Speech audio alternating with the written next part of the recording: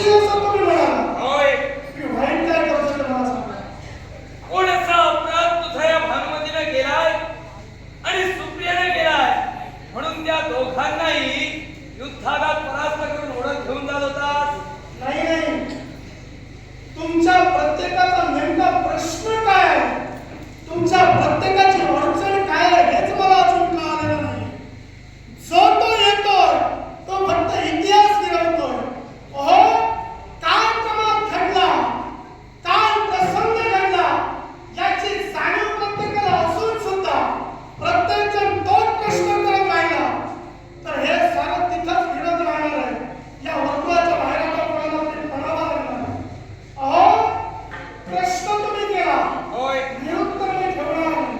मग मी जे काही करतोय अधिकारानं, अधिकारासाठी आणि मान सन्मानासाठी करतोय. आता यात माझं काय चुकतंय तुम्ही स्पष्ट करून देऊ शकता? असा कोणता मान तुला राखायचा आहे? एकच, हा? ज्या मित्राला मी वचन दिलंय त्या मित्राला दिलेल्या वचनासाठी अन्यराज करणं झटतंय. आणि ते कशाच्या बाबतीत असेल प्रश्न तुम्हाला उद्भवू नये म्हणून फोन करून देतोय. हा? स्वयंवर मंडपात जो काही प्रसंग घडला तुम्हाला ज्ञात आहे. निश्चितच. अर्थात स्वयंवर मंडपातून माझा मित्र सुयोधन या भानुमतीचं वरण करून घेऊन आला. अर्थात या भानुमतीला माझ्या मित्राच्या स्वाधीन मला करायचे हे माझं महत्त्वाचं कर्तव्य आहे. आणि या माझ्या कर्तव्यात तुम्ही आड येऊ नये हे माझं प्रामाणिक मत आहे. हे अंगराज करणार जे तू आज कृत्य करतोय तुझ्या मित्रासाठी, निश्चितच जे तू कृत्य करतोय तुझ्या मित्रासाठी जरी असेल तरी हे कृत्य कुठेतरी चुकीचं आहे. आणि याच्या मागचे कारण काय असेल तर तुझा आज मित्र चुकतोय आणि मित्र जर चुकत असेल तर मित्राला त्याला समजावायचं आहे आणि चांगल्या मार्गाला लावायचं आहे. म्हणून तुझ्या मित्राची तू समजूत घाल. वाईट मार्गाने तुम्ही दोघांनी जाऊ नका. शल्यराज, हा? ज्यावेळी स्वयंवर मंडप भरला गेला हा? त्या स्वयंवर मंडपाच्या ठिकाणी तुम्ही उपस्थित होता. निश्चितच. काय प्रमाण घडला तुम्हाला माहिती आहे. पाहिला. माझा मित्र चुकला हा? असं तुम्ही ठामपणे बोलता. कोणता परिणाम मला ऐकायचा आहे? दुर्योधन चुकला ती एकच गोष्ट. दुर्योधन नव्हे, सुयोधन म्हणा. कशासाठी? हातचा आहे तो तुमचा. हातचा जरी असला तरी त्याच्या कर्माने त्याचं नाव घेतोय. कर्माला नाव घेण्याचा अधिकार तुम्हाला कोणी दिलेला नाही. कशासाठी? कारण आहे, सांगणारच आहे. असं कोणतं आता कारण? माझा मित्र काय चुकला ते अगोदर सांगा. मग कर्माला तुम्हाला अधिकार दिला की नाही ते मी तुम्हाला सांगणार. तुझा मित्र चुकला याच्याशी कारण काय असेल? हा. हरलेल्या स्वयंवर मंडपाच्या ठाई एका स्त्रीचा हस्त पकडणं ही कृती अयोग्य होती. म्हणून मी म्हणतोय तुझा मित्र चुकला. कोणत्या तऱ्हेने अयोग्य होती? अयोग्य एकाच गोष्टीनं. कारण या भरलेल्या स्वयंवर मंडपात तिचा अधिकार होता, तिची इच्छा होती की मनपसंतीचं स्वयंवर घडवावं. ते स्वयंवर घडत होतं आणि ते स्वयंवर घडत असताना तिचा हस्त पकडणं ही चूक तुझ्या मित्राकडनं घडली म्हणून माझे मुखोद्गार निघाले. ऐका, हा?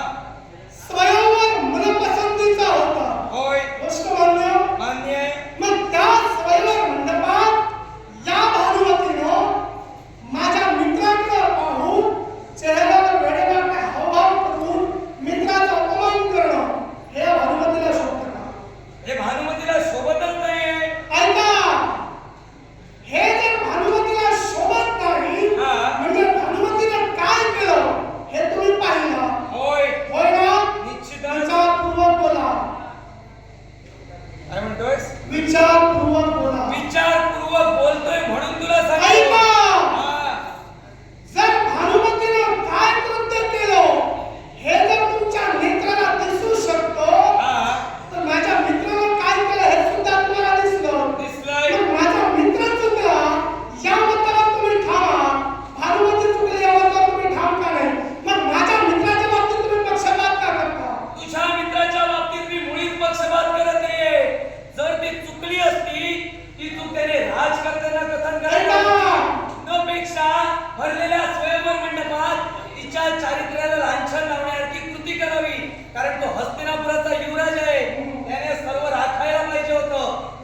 हस्तिनापुराच्या प्रतिष्ठेला काळीमा फासण्याचं त्याने कृत्य करावं नव्हतं. गैरसमज आहे तुमचा. कोणता? तुम्हाला जे वाटत असेल, हा. की असा प्रसंग घडवून माझ्या मित्रानं हस्तिनापुराची प्रतिमा कुठेतरी मलिन केली आहे. मी तर स्वाभिमानाला सांगेन, ज्या भरल्या स्वयंवर मंडपात एका कोणातरी भानुमतीनं हा हस्तिनापुराच्या युवराजाचा अपमान केला. हीच गोष्ट मला पचनी पडत नाही. आणि त्याच मान सन्मानासाठी आणि त्याच प्रतिमेसाठी माझा मित्र छटला आणि म्हणून मी मित्राच्या बाजूने उभा आहे. तू जरी मित्राच्या बाजूने उभा असला पण त्या स्वयंवर मंडपात जी गोष्ट अयोग्य आहे ती अयोग्यच आहे. त्यावेळी त्यानं तो जाब राजांकडे बघायला पाहिजे होता. हाच का तुमचा संस्कार? हेच का तुम्ही आचार विचार तुमच्या कन्येला शिकविले? त्यानं हस्तिनापुराचा अपमान केला असा प्रश्न राजकर्त्याने करायला होता. न पेक्षा त्यानं स्वतःच्या मनमानीचा कारभार करून भानुमतीचा हस्त पकडावा हे कृत्य मुळीच चुकीचं आहे. ती जरी चुकली असती तर तिच्या बापापाशी विचारलं पाहिजे होतं. ती चुकली म्हणून त्यानं चुकावं हा कुठचा धर्म? माझ्या मित्रानं काय केलं तुम्ही पाहिलंच नाही का? की पाहून न पाहिल्यासारखं करतात. मी पाहिलंय. प्रथम त्यानं तिचा हस्त पकडला तदनंतर जाब विचारला. मग ज्यावेळी जाब विचारला, त्यावेळी त्या राजकर्त्याने माझ्या मित्राच्या बाबतीत काय नाही केला? अन्याय एकच. अन्याय त्यांनी कोणता केला काय केलाय सांगण्यापेक्षा त्यांनी ज्यावेळी आपल्या कन्येचा हात पकडलाय पाहिलं, त्यांची तळपायाच्या मस्तकाला वेढली. स्वतःच्या कन्येच्या चारित्र्याच्या रक्षणासाठी बाप कोणतीही सीमा ओलांडू शकतो आणि तेच कार्य त्यांनी तिथं केलं. जर त्यांच्या कन्येला हात न लावण्या अगोदर जर त्याने विचारलं असतं हे तुमचे संस्कार तर काय चुकलं असतं? चोर येऊन चोरी करून गेल्याच्या नंतर राज्यात दिवे लावण्याची पद्धत तुमच्या असेल, माझ्या तशी नव्हे. जिथं क्रिया घडते त्या क्रियेला सडेतोड प्रत्युत्तर देणं ही जात त्या अन्याय करण्याची आहे.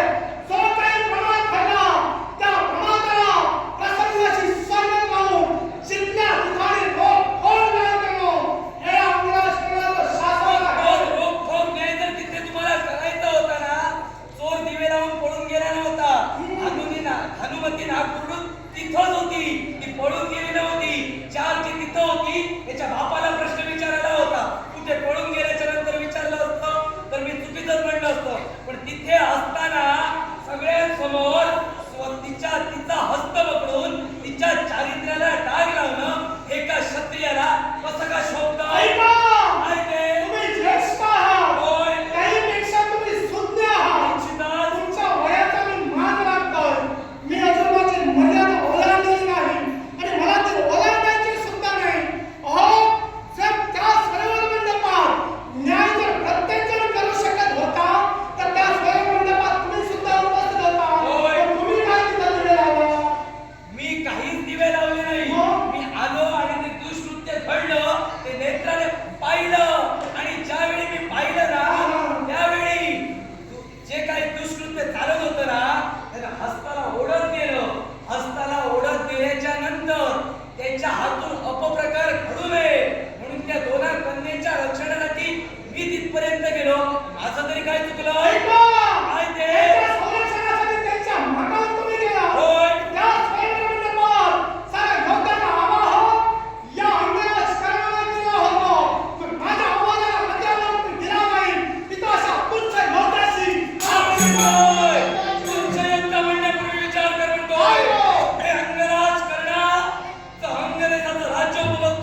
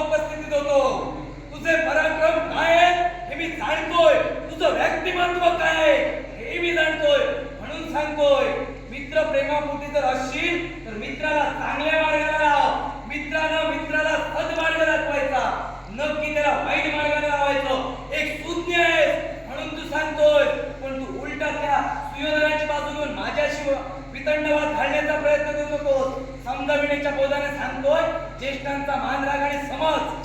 ज्येष्ठांचा मान तुम्हाला राखायचाच नाही. आणि राहिला प्रश्न पुढील प्रसंगाचा, तर त्या प्रसंगाची सुसंगत मी आहे त्याची पर्वा तुम्ही करू नका. पुढचं पाऊल काय अरे करू? कोणाचा प्रसंग तू निर्माण करशील? स्वतःच्या अंगी स्वशक्ती सामर्थ्य माझ्या सुद्धा आहे. पुढचं पाऊल उचलायला तुझ्या मित्राने जो सांगितलं आणि त्याची जी दुरावस्था झाली ती तुझी जाऊ नये असं वाटत असेल. माघारी फिर. कोणा परिणामाची पर्वा मी माझ्या जीवनात कधी केली नाही आणि सांगायच्या क्षणी सुद्धा करणार नाही. जो काही परिणाम होईल तो परिणाम भोगायला त्याला सिद्ध आहे. अरे तुझ्या पराक्रमाला थोडीच पराक्रम या शैल्यात आहे. स्वतःच्या जीवावर ते समुद्रराज्य उभं केलं आहे. तुझ्यासारख्याला खबर नव्हे. आज एका स्त्रीचरित्राच्या रक्षणासाठी, एका स्त्रीतत्वाच्या रक्षणासाठी प्रतिकाराची भिंत बनवून मद्राधिपती तुला समोर आहे. याच प्रतिकाराची भिंत हा वेद योद्धा परमेश्वर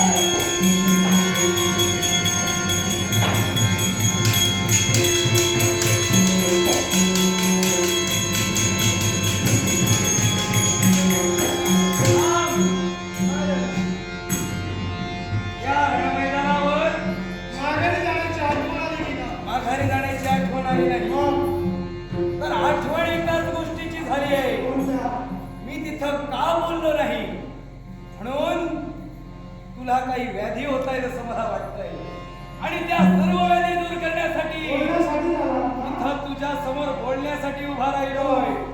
हे अंगराज करणा, अरे कोण तू आणि काय तू हे मला माहिती आहे. काय बोलण्याचा उद्देश? उद्देश स्पष्टच करेल आणि कसा तो असेल तर जो प्रमाद दुर्योधनाच्या बाबतीत केला तो जर तुझ्या बाबतीत केला असेल तर तू सुद्धा हत्तबल करशील. विचार करू नका बोला. आणि तुझा जर क्रोध माझ्या हाती आला असेल तर तू या युद्धात परास्त होशील. म्हणून अरे कोण कुठचा, अरे हे अंगराज करणा, अरे अंगदेश, त्या दुर्योधनानं तुला वाढलेली भिक्षा आणि भिक्षेच्या तुकड्यावर जळणाऱ्या हे करणा धिक्कार धिक्कार तुझा, धिक्कार तुझा, धिक्कार तुझा. हो जागृत झाला अंगराज करणा.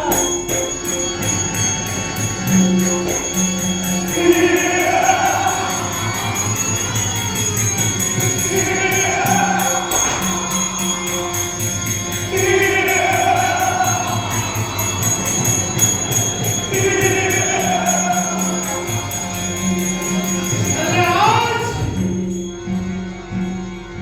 जो युक्तीचा खेळाडू माझ्या मित्र सुयोधनाच्या बाबतीत तुम्ही टाकला